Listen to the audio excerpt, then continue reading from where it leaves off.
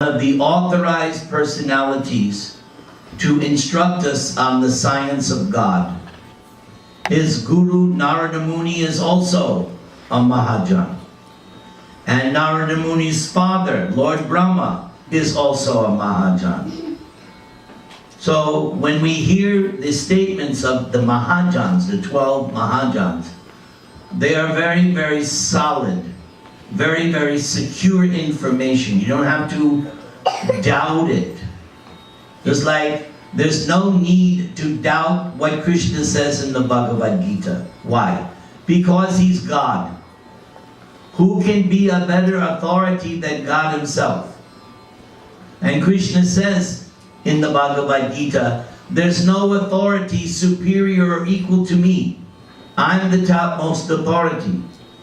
So if you can accept that, then the Bhagavad Gita will become very, very easy for you to understand. You'll grasp it very quickly, and you will progress so nicely in transcendental knowledge. Prahlad and the statements of the Mahajans are just as good. They don't contradict what Krishna teaches in Bhagavad Gita. That's why they're Mahajans. So here's one. Prahlad says, in this material world, every living entity desires some future happiness, which is exactly like a mirage in the desert. Where is there water in the desert? In other words, where is happiness to be found in this material world? So this is very important. We have to be convinced that material happiness is like what he says, a mirage. Otherwise, we won't strive for spiritual happiness. We'll be sidetracked. We'll be illusioned. So this statement of Prahlad is something that we should accept. Material happiness is like a mirage in the desert. It appears real, but it's not really there. The real happiness is in spiritual life. Prahlad continues. As for this body, what is its value? It is merely a source of various diseases. And you young children, you're young. So this statement probably goes over your head. But those of us who are old, we know this to be true. The older we get, we realize, my God, another wrinkle, another gray hair, another, and we see the kids jumping up and down, and we go, I can't do that anymore. So, over time, we realize this statement. The so-called philosophers, scientists, and politicians know this very well. But nonetheless, they aspire for temporary happiness. Why? Because they don't know any better. They think that's all there is material happiness. So even though there are so many miseries in material existence, without knowledge of transcendental happiness, you have no choice but to pursue illusory happiness. That's why you have to constantly read and hear the Vedic scriptures, so that you become more and more convinced of the spiritual reality and this concept of transcendental happiness. Otherwise, the mind, your mind, you know what Krishna says in Bhagavad Gita, the mind can be what? Your friend or enemy. So when the mind pursues material happiness, your mind has become your worst enemy, because you're chasing after an illusion, a mirage. Doesn't exist. It looks like you're going to be happy, but you're not. So we have to constantly hear about the spiritual world, about transcendental happiness. So we become more and more fixed in pursuing that. Otherwise, Maya is going to come and say, come with me. Let's chase after some more illusion. I know that you've been disappointed in the past. That's all right. Let's try one more time. That's what Maya does. And the conditioned soul has been tricked 1,000 times. Next time, it's like a gambler. I know you don't go, but there's this place called Las Vegas. I know you don't know about it. Las Vegas, I call the capital of Kali. Because every illicit, sinful activity is right there at your disposal. You can go to hell in one night in Las Vegas. And they go to gamble, and he puts in $1 in the coin slot, $1 gone, another $1, and he's thinking, minus one more, come on, one more, you'll hit the jackpot. At the end of the night, the machine has collected $100, and you have lost $100. That is Maya in a graphic form. Come on, play one more time. Come on, one more. But do you win? No. They have it rigged. I have seen the shows. It's like a mini universe. They have their demon demigods up in the towers checking to see if anybody's cheating. They have the cameras, they have their Yamadutas. If they catch somebody cheating, their Yamadutas come with me. They have it all, it's a whole matrix. They have it all designed scientific. So much will go out, few pennies will go out, and how much they collect? Billions. Such a stupid, demoniac setup. And yet, because people do not have Krishna consciousness, they think it's great. We like to go to Mayapur, Vrindavan, Dwaraka, right?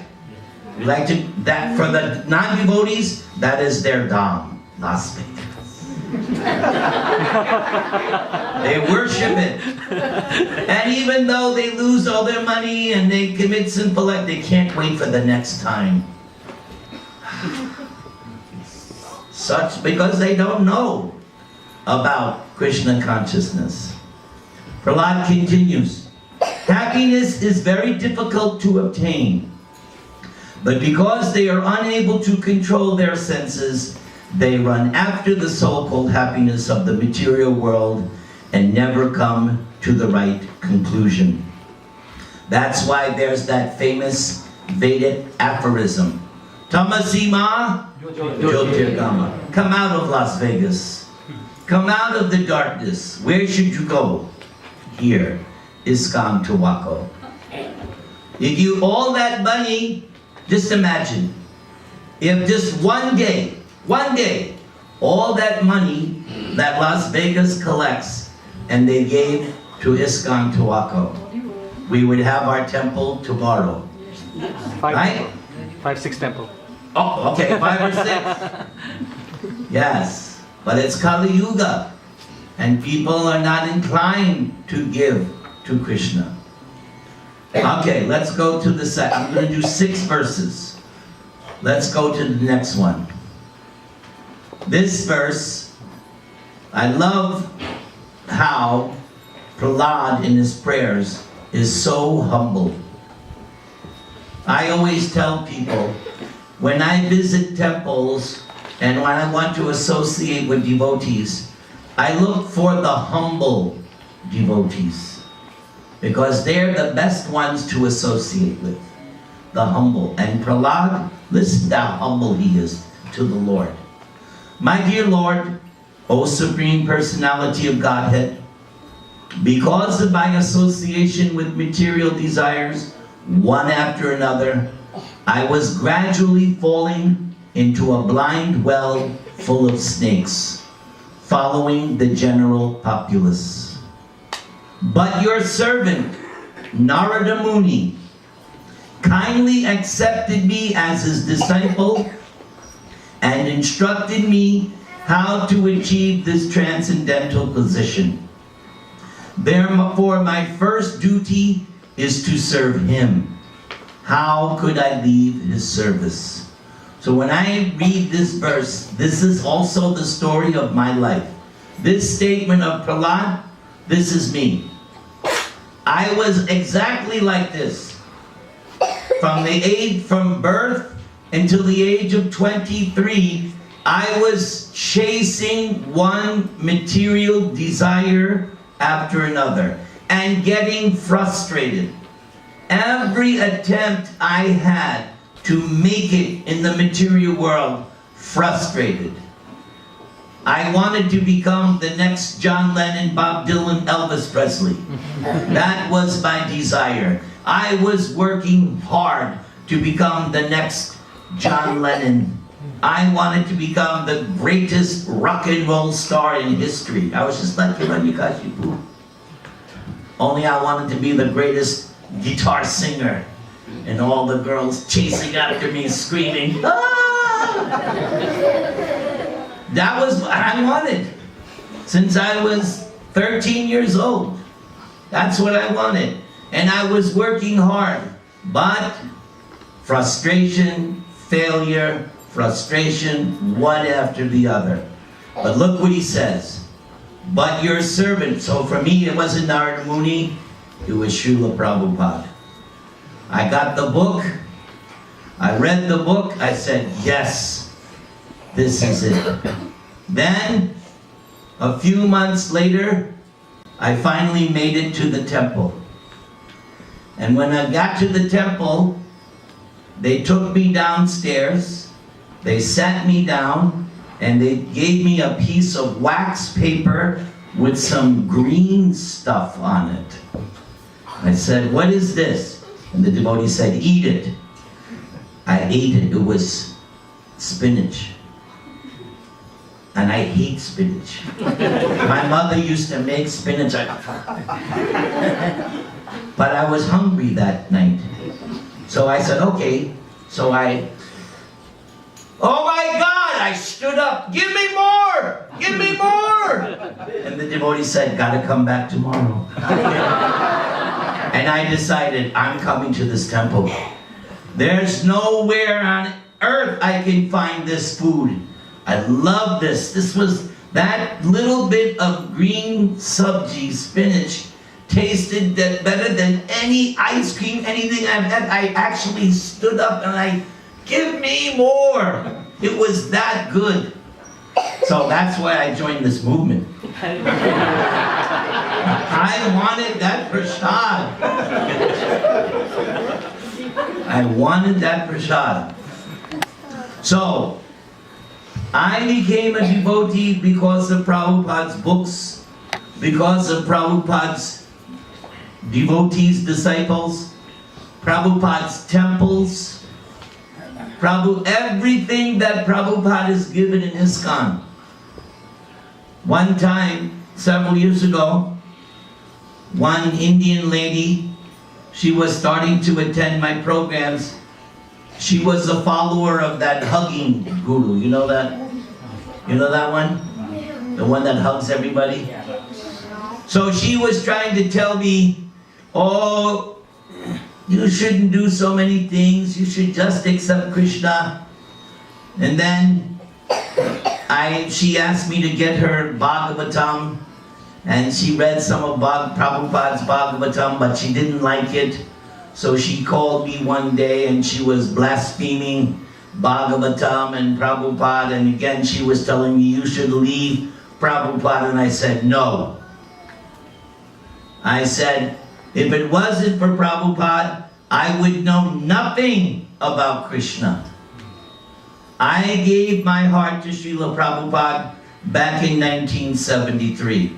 I gave him my heart and soul. I'm not going to take it back now. No, that's not. In this life, whether I'm right or wrong, this life I have given to Krishna and Prabhupada. And I would make that decision 100 times over. So nobody is going to say anything to me to convince me otherwise. Your servant, Srila Prabhupada, kindly accepted me as his disciple. Thank you, Srila Prabhupada. Because what is Prabhupada doing? Prabhupada is simply giving. In his books, in his movement, he's simply giving to everyone the keys to the kingdom of God. In America, they have this thing. When the teenagers go on the prom night, they give the keys to the car go and have fun tonight. They give the keys to the car. Prabhupada is giving us the keys to the kingdom of God. All you have to do is chant Hare Krishna and take prasad. Is that so difficult? No! Very good. You are very intelligent. Yes, that's all you have to do. He's giving you entrance to the kingdom of God. People still have not understood what Prabhupada has given. It has not really dawned on people what he has actually done. He has created a movement, a worldwide movement, where people can become Krishna conscious, become lovers of God. Therefore, my first duty is to serve him. Yes, that's my duty. Serve Srila Prabhupada.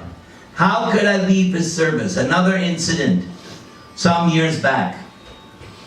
Even some of my godbrothers, they were telling me I should go follow this other Vaishnava. I said, no. I gave my heart and soul to Prabhupada. I'm not taking it back. I'm not going to follow somebody else. I am following Prabhupada. That's it. Is that all right? Yeah. Even if you didn't, I don't care. I'm still going to follow Prabhupada. Even if I'm the last person on the planet that follows Prabhupada, I'm following Prabhupada. But I'm okay. Everybody chant Hare Krishna. Hare Krishna, Hare Krishna, Krishna Krishna, Hare Hare, Hare Rama. Very good, children. Very nice. Let's go to the next one. Prahlad says, my dear Lord of the Vaikuntha planets. So, Lord Nrsimha is a resident of the spiritual world, not the material world. Lord of the Vaikuntha planets, where there is no anxiety. Unfortunately, New Jersey is not a place of no anxiety. Except for this temple. Outside of this temple, whether it be California or New Jersey, there is anxiety. It's the material world. Whether you're in Beverly Hills or wherever you may be in this material world, there's anxiety. Even if you're Bill Gates or Warren Buffetthead, right? I should say Warren Buffoonhead. Even if you're the richest man in the world, who's the richest Indian? Money. All right, so even if you're him, right? You think he doesn't have anxiety? What's his anxiety about? His money. He has all this money, but he's afraid someone might take it. So, having all the money doesn't mean you're not going to have anxiety. Right? Yeah. High five. These children are very advanced. They're like junior Prahlads. And Prahladinis. My mind is extremely sinful and lusty, being sometimes so-called happy and sometimes so-called distress. My mind is full of lamentation and fear, and it always seeks more and more money. Thus it has become most polluted, and is never satisfied in topics concerning you. I am therefore most fallen and poor. In such a status of life, how shall I be able to discuss your activities? So what does this teach me? I'll tell you what this teaches me. Yes, in material existence, this is what everybody's going for. They're always in anxiety about what is going to be the next disaster. What's the next one coming? Every day we read the headlines or we hear the news. Every day there's a new catastrophe. You just look back over so many years. There was Boko Haram, then ISIS, then there was almost a war with Iran. And then now you all heard what happened in Nepal, right? Yeah. But that doesn't mean tomorrow everything's going to be fine. You wait and see. Tomorrow the new headline is going to be something even more outrageous. Could happen even here, God forbid. Knock on wood. Hare Krishna, Krishna, Krishna, Hare Rama. I live in California. We all know. They've been telling us for the last 20 years, the big one is coming. Meaning earthquake. Just like that Nepal is on a fault line. And they said it was predicted. It was just a matter of time. So the same way with Los Angeles. Some people say Los Angeles will become an island from the earthquake. And all my toys, what happened to all my toys? Yes, Prabhu. My classmates in my school say that California, I think, it's gonna be like underwater. Yes, there's one prediction. So take advantage of me while you can, while I'm still here. Okay? Because you don't know if we ever see me again. All right? So if I die, will you carry on this movement? Will you become a pure devotee preacher of this movement like Prahlad? You'll try your...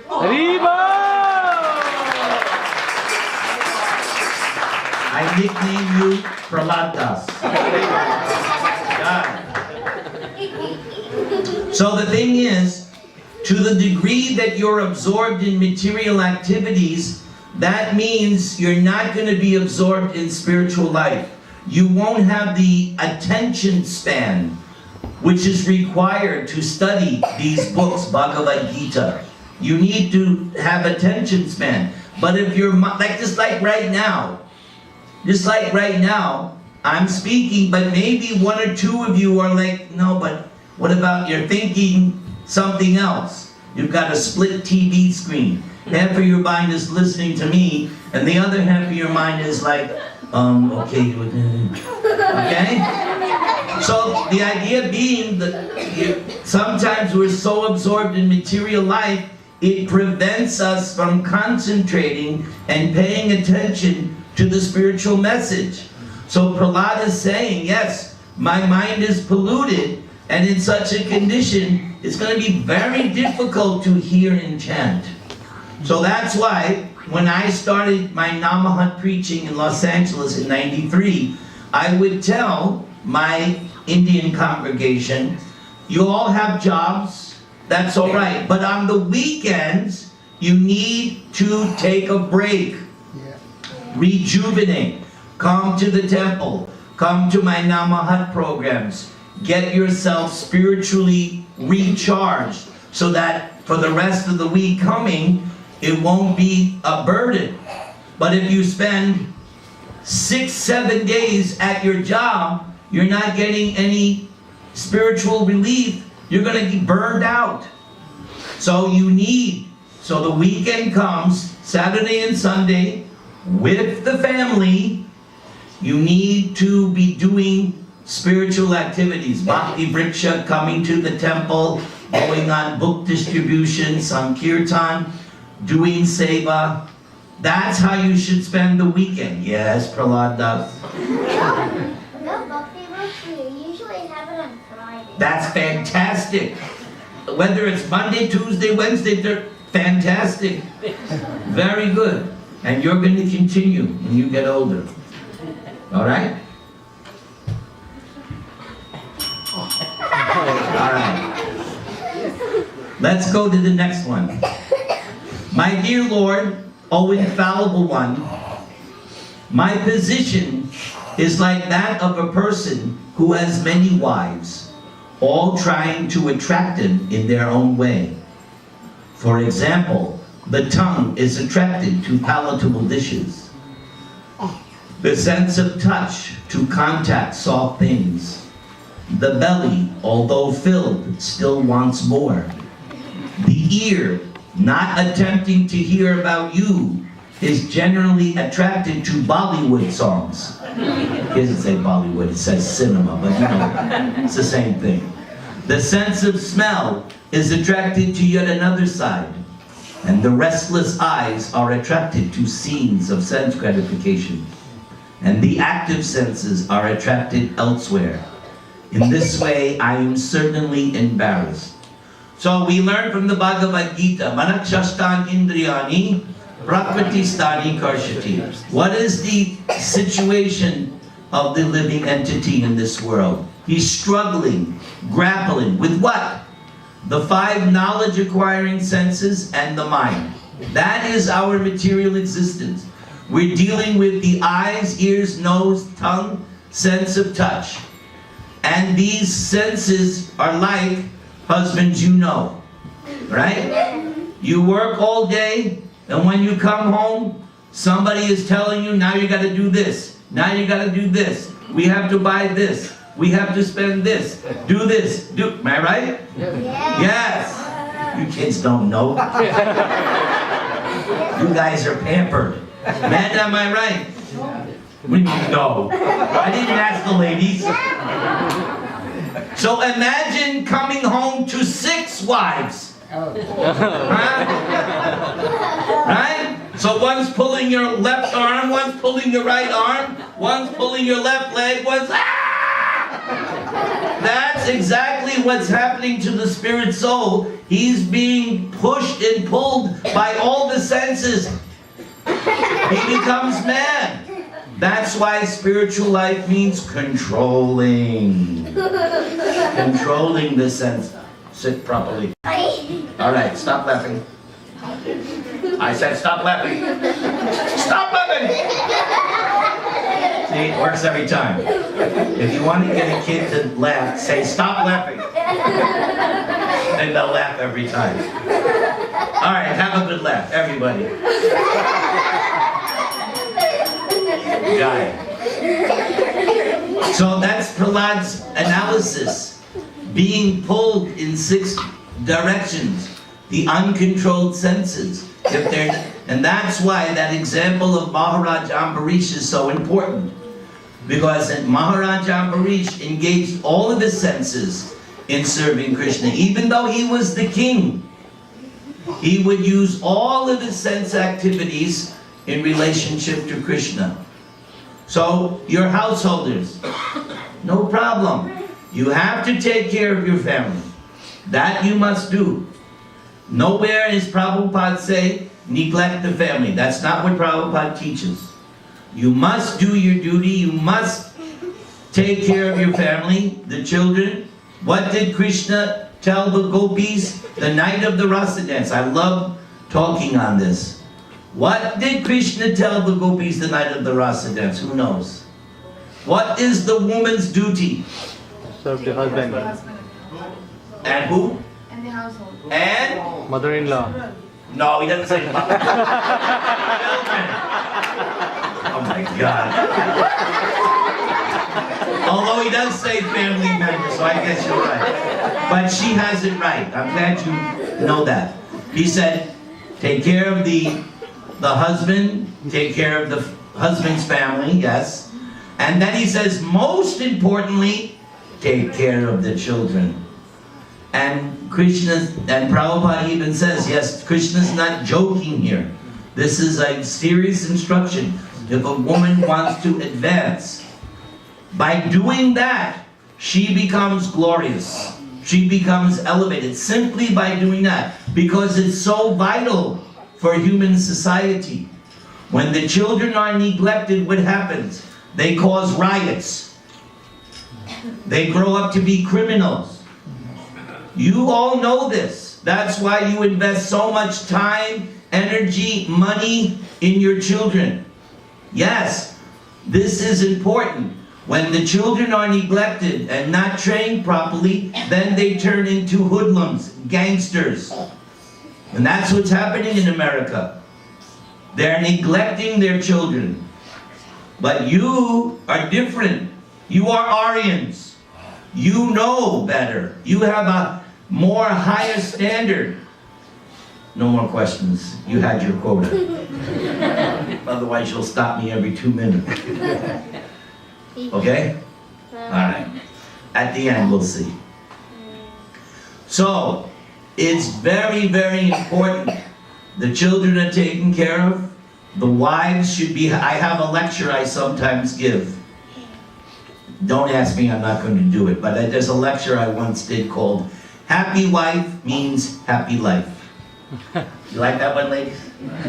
Is that a good one? Yes, and now they're all thinking, when can Prabhuji give that lecture? But it's important. Happy how? In material happiness?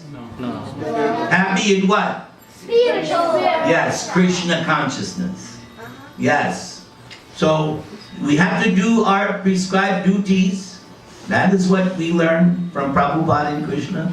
We do our prescribed duties, but at the same time, we dovetail that in remembering Krishna. All right, let's go. I think we got one or two more. Prahlad says, O best of the great personalities, I am not at all afraid of material existence, for wherever I stay, I am fully absorbed in thoughts of your glories and activities. So here, Prahlad is indicating how he is advanced. He's not afraid of material existence as long as he's absorbed in Krishna consciousness. And we should strive for that platform. If we can stay absorbed in Krishna consciousness, what is that song? Bhajahure mana Srinandanandana Abhaya Charanara Vindare. Fearless at the lotus feet. So the only way to become fearless in this material world is to become absorbed in Krishna consciousness. Not any material way. There is no material security. There is none. No State Farm or this or that. There's no security there. In the material world, the only security is the lotus feet of Krishna. Abhaya Charanara Vindare. Secure, fearless at the lotus feet of Krishna. That's why we chant the Maha Mantra incessantly. So that we are secure and safe at all times. Everybody! Hare Krishna, Hare Krishna, Krishna Krishna, Hare Hare, Hare Rama, Hare Rama, Then Prahlad says, but my concern is only for the fools and rascals who are making elaborate plans for material happiness and maintaining their families, societies, and countries. I am simply concerned with love for them. And this is what we learned from Prabhupada, that our movement is a preaching movement. We want to help others. We want to deliver others. Just as Prabhupada came in 1965, he didn't come for a vacation. Prabhupada came to deliver the message of Krishna consciousness. He was simply doing it on the order of his spiritual master. And in Los Angeles, 1969, he once gave a lecture. I listened to this lecture at least once a week. This lecture, Prabhupada, he says, I'm an old man, I may pass away, but I will execute my will through you. He was talking to his disciples. I will execute my will through you. So whatever you have learned, try to distribute it. That's all that is asked of you.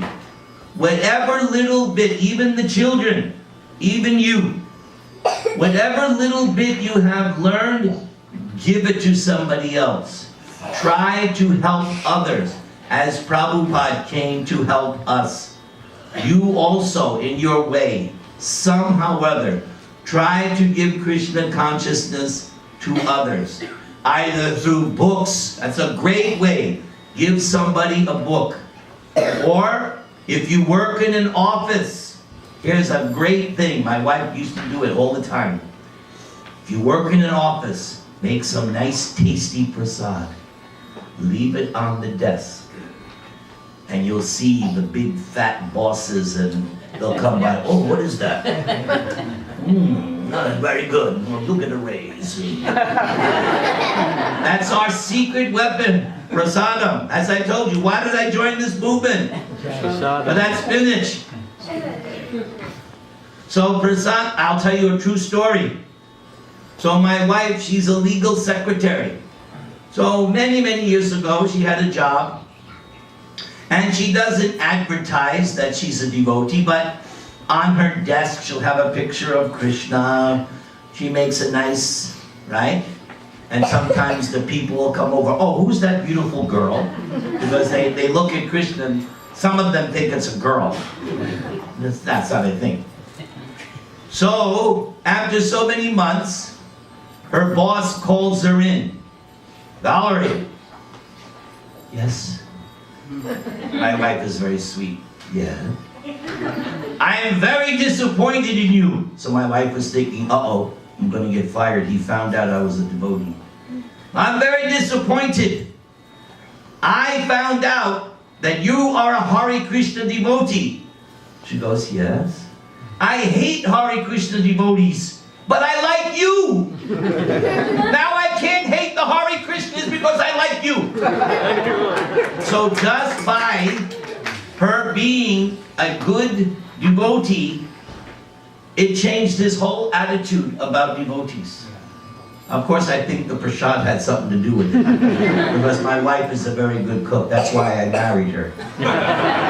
Among many other reasons, but that was the primary reason. Why do you think I'm so slim and trim? Yes. Just by her being nice, devotee, practical, changed his whole mind. So, keep in mind, my wife says this to me all the time. You represent Srila Prabhupada. When you go out, everything you do, you represent Srila Prabhupada. So all of you, in somehow or other, try to give Krishna consciousness to others. I think we're down to the, yes, this is the final one. Okay, we'll finish 7:30, right? My dear Nisringadev, I see that there are many saintly persons. Indeed. But they are interested only in their own deliverance, not caring for the big cities and towns. They go to the Himalayas or the forest to meditate with vows of silence. They are not interested in delivering others. As for me, however, I do not wish to be liberated alone, leaving aside all these poor fools and rascals. I know that without Krishna consciousness, without taking shelter of your lotus feet, one cannot be happy. Therefore, I wish to bring them back to the shelter at your lotus feet. So that was Prabhupada's mood. That's exactly the mood of Prabhupada. Keep in mind, before Prabhupada came to America, he was in Vrindavan. Already in Vrindavan, the local people recognized Prabhupada as a bona fide sadhu. Prabhupada had already established his status in Vrindavan amongst the people as a genuine sadhu. So he could have stayed in Vrindavan and relished the higher mellows of Rasika Bhav and all this. But is that what Prabhupada did? No. What was on his mind at the age of 65, 66, 67, what was on his mind? The order of my spiritual master. I must go to America. And so even though he's in Vrindavan, and he's relishing pure Krishna consciousness, all he's thinking about really is how to go to America and give Krishna consciousness to others. For me, here in America, we have many great days. Independence Day, Memorial Day, all these different days. These days don't mean anything to me. To me, there's only one date in American history that means anything. September 17th, 1965. The day Srila Prabhupada was on the Jaladuta and entered Boston Harbor, and then from there he went to New York City and started this movement. That is the greatest day in American history.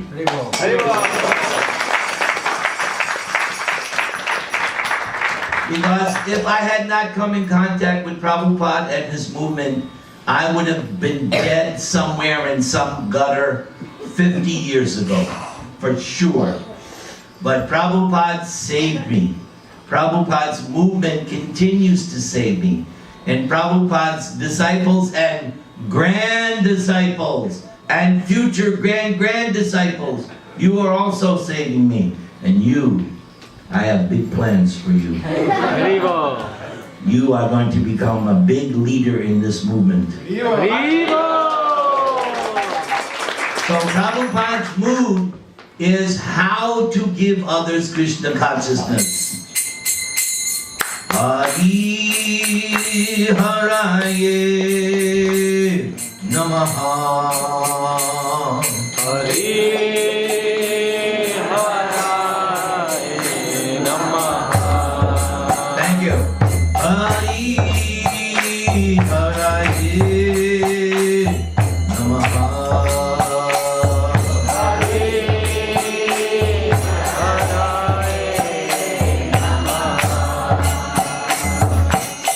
Krishna Yadavaya Namaha.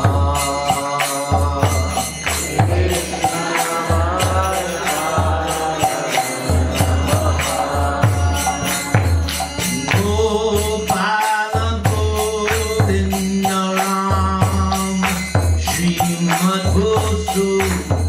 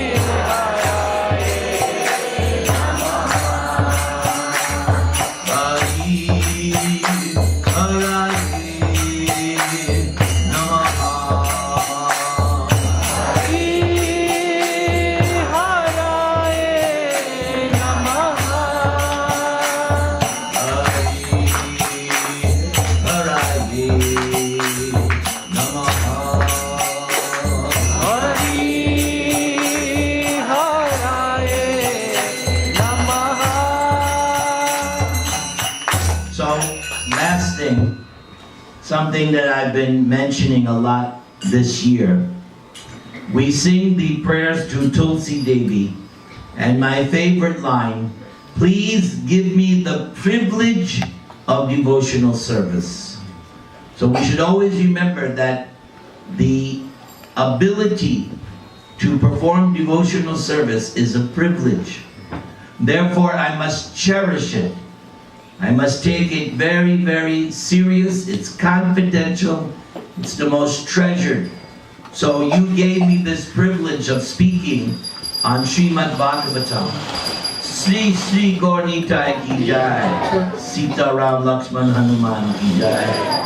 Prahlad Nasunda ki jai. Nath Ji Gopal Ji ki jai. So you have given me this privilege to speak on Srimad Bhagavatam. Please forgive my offenses, and I will try better next time.